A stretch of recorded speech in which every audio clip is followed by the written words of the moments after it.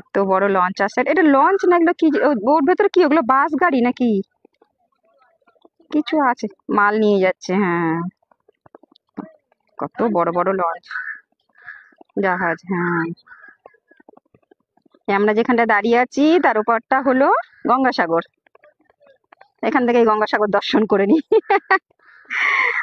আমরা তো খালি ভাবতাম গঙ্গাসাগর আসবো আসবো, আসা আর হতো না, মানে গঙ্গাসাগর মানে বিশাল ব্যাপার, ভয়ের ব্যাপার, আমরা আসতেই চাই না।